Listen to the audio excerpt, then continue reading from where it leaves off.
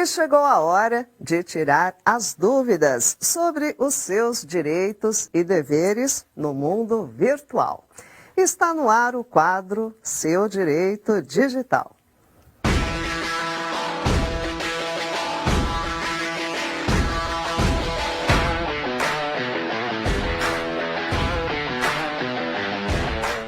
E já estamos aqui com a presença agradável de Leandro Alvarenga. Boa noite, Leandro. Mais uma vez, bem-vindo. Obrigado, Marisa. Uma boa noite para você, uma boa noite a todos de casa.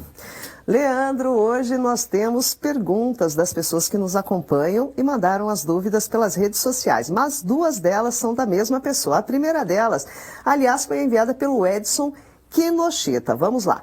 Na primeira delas, ele diz: se eu uso uma senha complexa e mesmo assim tenho a conta hackeada, a culpa é da empresa que hospeda? Bom, Marisa, isso é uma pergunta bem complexa, identificar da onde surgiu o incidente de vazamento de dados, né? Primeiro ponto, nós temos que lembrar que o incidente ele pode acontecer das duas pontas, tanto do usuário, que ele foi vítima aí de uma inteligência social, uma captação de dados, a invasão do próprio computador dele através de vírus, celulares, usando o computador público, rede pública, né, que pode ter deixado a senha dele exposta. Outra é uma falha de segurança no próprio site. Havendo sim a falha de segurança no site, o fornecedor, pelo Código de Defesa do Consumidor e pela LGPD, ele tem a responsabilidade objetiva, ou seja, ele responde pelo dano independente de culpa.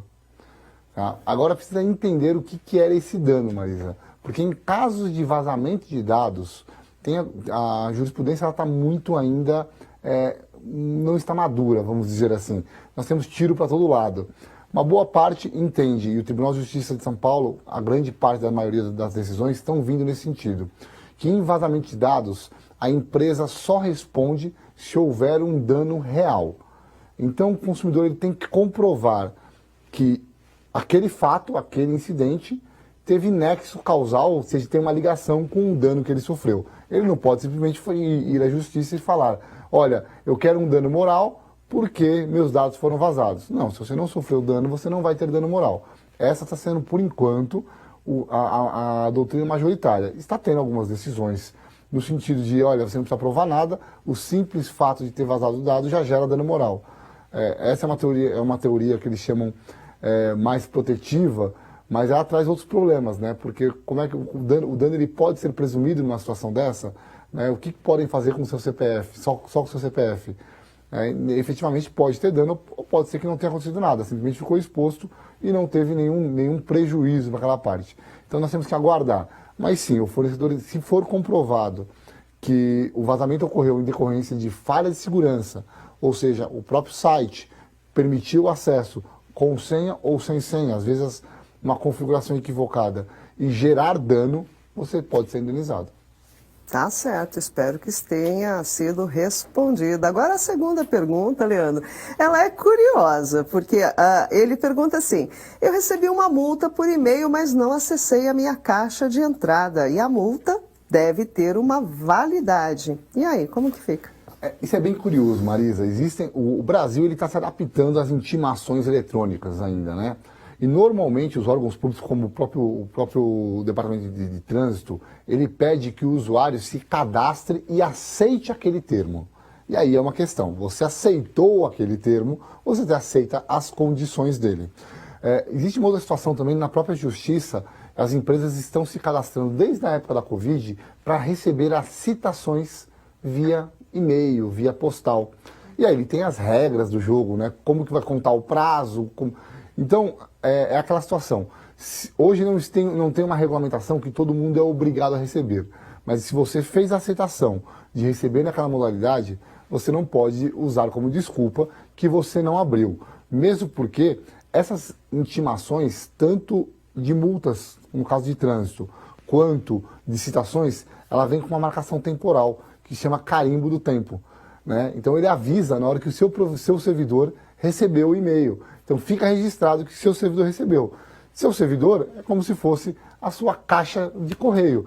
Então quando o correio vai entregar uma carta para você, ele deixa lá e marca que entregou na portaria do seu prédio, por exemplo, tal dia, ele não vai perguntar o dia que você vai lá retirar a caixa, né? Ele vai saber que só que entregou naquele dia. Então você tem que tomar cuidado e acompanhar. Fez a opção, tem que ter a regularidade, tem que ter a regra de ficar sempre acompanhando as caixas de entrada, os spams, e aí não deixar ali se perder comunicações importantes. Mas tem que tomar muito cuidado, Marisa, porque ainda assim vem muita notificação falsa. Tem muitos phishing vindo pelos e-mails ainda. Lembrando, os órgãos de proteção ao crédito e bancos não costumam mandar esse tipo de e-mail, então não caiam, tomem cuidado. Polícia também não manda esse tipo de e-mail. Tá com dúvida, recebeu algum de algum órgão? Pega o telefone, liga no órgão, que eles confirmam para você se aquela informação é verdadeira ou não. Mas perdeu o prazo por não abrir e-mail, não tem desculpa. Tá certo. Aliás, essa dica é importante mesmo, porque recebe-se muitos e-mails ali falsos, né, de phishing, dizendo que tem algum processo no seu nome, ou que tem alguma coisa para você clicar no link, abrir o arquivo. Realmente, essa dica é importante, pessoal. Ligar sempre nos órgãos responsáveis para saber se tem algum fato real sobre ele, não é isso? Sim, e é bem curioso, Marisa, porque a maior parte dos phishings que vem nesse sentido, que vem ali de SPC, Serasa, ou de banco, ou da Tribunal de Justiça, ou da Delegacia de Polícia X, né, que fala que tem um inquérito, eles colocam um número, que se você olhar, numa simples olhada no site daquele órgão, você vê que aquele número não tem a quantidade de caracteres para nenhuma chave. Então você já percebe só olhando. E você tem um link, na verdade esse número ele é um link. Quando se vem uma intimação ou alguma coisa já da justiça de verdade, ele vem em anexo como um PDF. Um PDF não é um arquivo, assim, pode estar infectado? Pode, mas é mais difícil do que um link que te leva, sabe, para sei lá onde, né? E também é importante que o e-mail que vem, Marisa, ele normalmente é um e-mail que não tem nada a ver com o órgão. Tá? É um e-mail desconexo, é Gmail ou algum e-mail genérico. É muito difícil vir maquiado esse e-mail. Tá certo, tá aí respondida a pergunta e com uma dica importante. Agora vamos para a terceira pergunta de hoje, que foi enviada pelo Fabrício Ferreira. Ele diz assim: documento assinado digitalmente tem a mesma validade do documento impresso? Aí eu vou falar, como todo advogado fala, depende, Marisa. Por que depende? Porque existem alguns atos que são formais e a lei determina que seja assinado de certa maneira. Então, por exemplo, dependendo do tipo de estado que você está, o cartório de registro de imóveis só vai aceitar o documento assinado presencialmente. Procurações hoje podem ser assinadas à distância com certificado digital. Então eu vou falar rapidinho, para não ser longo, os 3 tipos de assinatura que nós temos ali, eletrônicas ou informais que você assina não presencialmente. A primeira delas é a assinatura digitalizada. É a assinatura, aquela que você pega um papel, assina, copia e cola. Essa, muita gente fala por aí que não tem valor. Não é verdade, ela tem algum valor, mas ela não é, por si só, uma garantia de validade daquele contrato. Você precisa ter outros elementos em volta. Por quê? Porque eu posso pegar sua assinatura, Marisa, e colocar num contrato e falar, a Marisa me doou todos os bens dela. Né? E a Marisa fala, não fui eu que doei. Então você vai precisar comprovar que aquele ato foi praticado por aquela pessoa. Aí nós temos assinaturas eletrônicas, que é uma que existem 2 modalidades. A mais forte, só que não está acessível para toda a população, é a assinatura digital, que ela vem com certificado digital, aquele que você paga para ter, e ele valida a sua identidade baseado em chaves de codificação criptografadas do ICP Brasil. Então ele tem uma certa segurança, é quase como uma autenticação de firma feita no cartório, porque só você tem aquela chave, só você tem aquela senha, em tese, você não pode passar para ninguém, né? Então, quem assinar com aquela chave, com aquela senha, vai ter uma validade maior. E hoje no mercado existem muitas assinaturas, muitas empresas que fazem assinatura eletrônica sem o certificado digital, onde eles guardam o IP da máquina, a sua biometria facial para identificar você mesmo, tira foto com o celular. Abertura de bancos hoje são assim, né, Marisa? Você tira a foto do documento, tira a foto sua e tira a foto segurando o documento.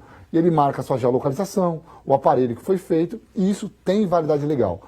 Mas é como eu falei, se você, em regra geral, tem a mesma validade os contratos eletrônicos e os contratos físicos. A questão sempre vai ser de comprovar que quem assinou expressou sua vontade.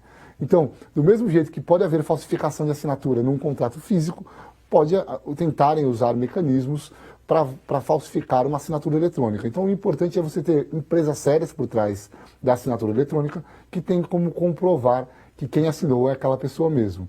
E para isso, falei do carimbo do tempo agora há pouco, as empresas usam o carimbo do tempo para mostrar o dia que foi enviado o contrato, o dia que foi aberto no e-mail, o dia que a pessoa leu, o dia que a pessoa assinou, e fica tudo registrado com IP, data, hora, biometria facial, e tem uma validade muito grande, a justiça tem reconhecido, Marisa.